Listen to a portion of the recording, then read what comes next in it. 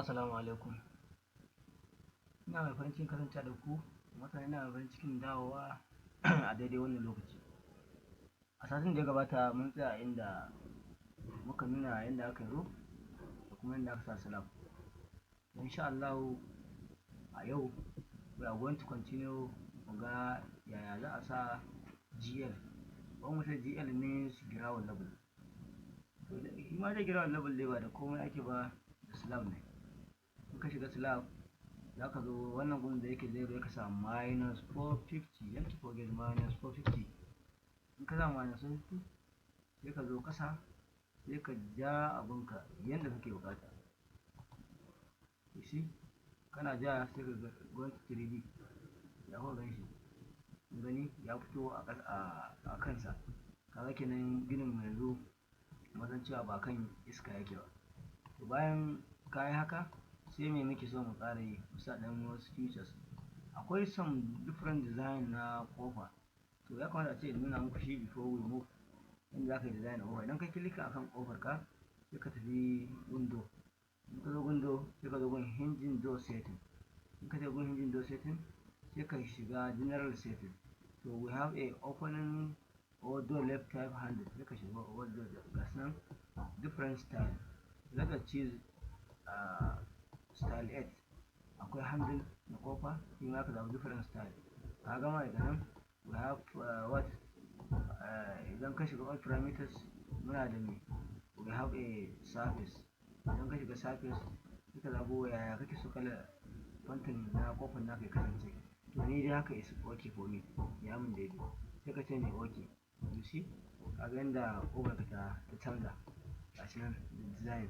To hakan ka so shi ma wannan farin ka canza ya kuma design, you can make it.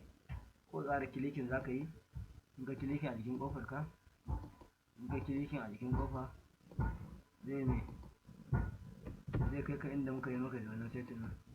Sai ka shiga all parameters. In ka shiga all parameters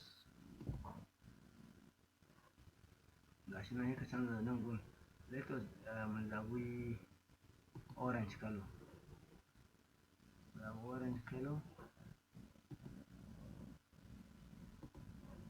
Orange mu sa shi a matsayin shi zai a frame na kofar mu. Shi ne design da muke bukata. I hope you understand. Bayan ka gama sai ka ce what, sai ka ce okay. Ka gashi nan a gani will not make sense, bai wani ba da kyau yadda ya kamata dai. Amma dai na nuna muku yadda you can choose any color you want. Kallon kake bukata za ka yi zaɓa ka canza. Haka ma wani move to roof, shi ma ka canza corrugation ɗin da kake so ka gani ya fito a rufin ka. Wani ya ka shiga roof setting, in ka zo sai ka zo gun model sai kunna shi zai canza ma roof, nuna ma different design roof. You see, inda ya baka wani corrugation nan. To haka we have different style na corrugation. In kana bukata ko kana shiga na shi ne at the top sai ka zaɓi gasan different corrugation na roof. Wanda ka ga ya yi ma sai ka zaɓa ka zo ka yi fixing. You see, gashi nan. To insha Allah I will going to stop here. Sati mai zuwa za mu ɗaura daga inda muka tsaya. Ina muku za ka iya canza different style na windows da kuma different paint na wall. Sa inda ka iya different sauran abubuwa har zuwa end of mu gama wannan wanda bedroom kuma tafi wani another bedroom.